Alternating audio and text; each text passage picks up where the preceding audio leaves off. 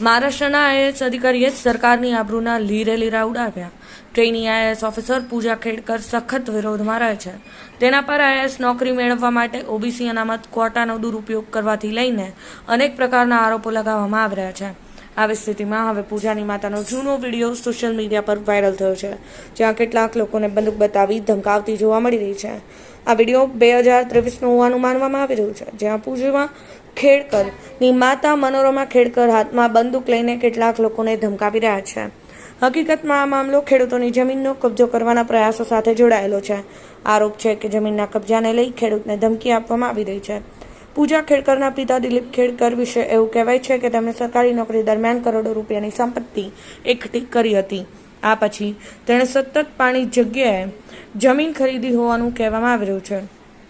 ખાનગી ખેડકર પરિવારે પુણે જિલ્લાના મુલશી તાલુકાના 25 એકર જમીન ખરીદી હતી। આ માટે તેને નજીકના ખેડૂતોની જમીનો પર કબજો કરવાનો પ્રયત્ન કર્યો હતો। તે સમયનો વિડીયો હોવાનું માનવામાં આવી રહ્યું છે, પરંતુ જ્યારે ખેડૂતોએ તેનો વિરોધ કર્યો ત્યારે માતા મનોરમા ખેડકર લેડી સ્પોન્સર સાથે ઘટના સ્થળે પહોંચી ગઈ। ખેડૂતોને ધમકી આપી હતી। આ દરમિયાન તેના હાથમાં બંદૂક હતી, જેનાથી તે ખેડૂતોને ધમકાવતી હતી।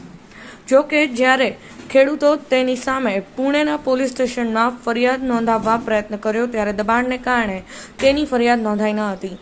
એફિડેવિટ મુજબ પૂજા ખેડકરના માતા પિતા પાસે 110 એકર ખેતીની જમીન છે, જે કૃષિ જમીન ટોચ મર્યાદા કાયદાનું ઉલ્લંઘન કરે છે। આ સિવાય 6 દુકાન, 7 ફ્લેટ, હીરાનંદીમાં 1 ફ્લેટ, 900 ગ્રામ સોનું, હીરા, 17 લાખ રૂપિયાની સોનાની ઘડિયાળ, 4 કાર અને સાથે 2 ખાનગી કંપનીઓ અને એક મોટો મોબાઈલ કંપનીનો હિસ્સો છે। આટલું જ નહીં, આઈએએસ પૂજા ખેડકર પોતે 22 કરોડ રૂપિયાની સંપત્તિ ધરાવે છે।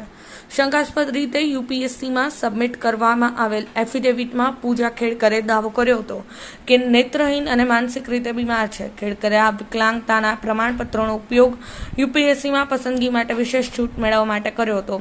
સિવિલ સર્વિસીસ પરીક્ષામાં ઓછા માર્ક હોવા છતાં પૂજા ખેડકરે છૂટને કારણે પરીક્ષા પાસ કરી હતી।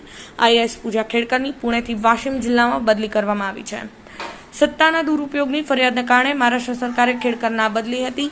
પુણેના કલેક્ટર ડોક્ટર સુહાસ દિસાએ મુખ્ય સચિવને પત્ર લખીને પૂજા ખેડકરની ફરિયાદ કરી હતી। હવે તેને વાશિમ જિલ્લાના અધિક મદદનીશ કલેક્ટર તરીકે નિમણૂક આપવામાં આવી છે।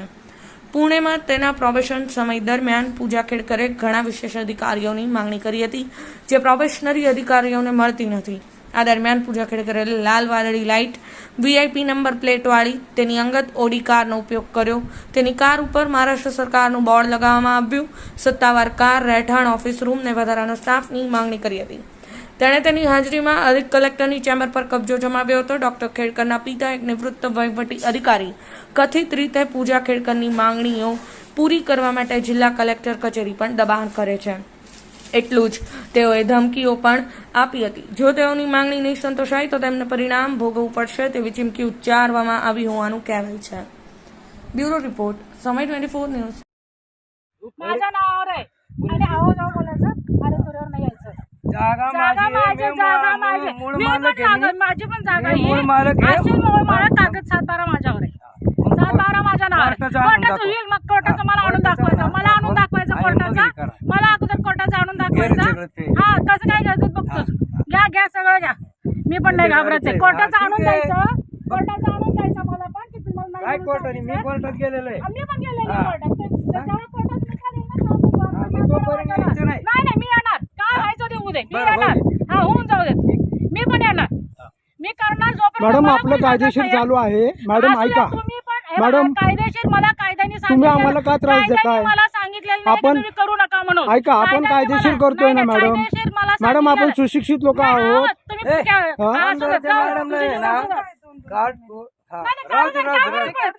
तुम्ही पण काढा इधर, तुम्ही काढा। कोर्टात केस चालू कोर्टात केस, कोर्टाने मला तोंड दाखव ना जरा, करू नका म्हणून। तोंड दाखव ना तुझं मला। करू नका म्हणून। हा, तुझं तोंड तर दाखव। करा, तुम्हाला जर सांगितलं असलं तर मला दाखवा कागद की करू नका म्हणून, की मग मी बघते की कागद जमीन करू नका म्हणून। जमीन करू नका म्हणून तुम्हाला सांगितलं का? जर लिटिगेशन आहे तर तुम्हाला पण सारखं आहे बघ, कायदा सगळ्याला सारखा निर्णयावर अवलंबून येते। नाही, कायदा सगळ्याला सारखा, कायदा सगळ्याला सारखा, कायदा सगळ्याला सारखा। मला माहित नाही, कायदा सगळ्याला सारखा, गरीब असो श्रीमंत असो, निर्णयावर अवलंबून आहे ते। पण मालक मी आहे ना, 7-12 ठरवणार आहे. पण माझं मूळ सातबारा मालक आहे ना. मी मूळ मालक. आता नाव आहे का एक तुझे एका नाव बघ ना, सातबारा. आयराजोर बोलायचं आयराजोर बोलायचं नीट बोलायचं नीट बोलायचं आयराजोर बोलायचं कोण माझा बोलायचं सातबारा आहे.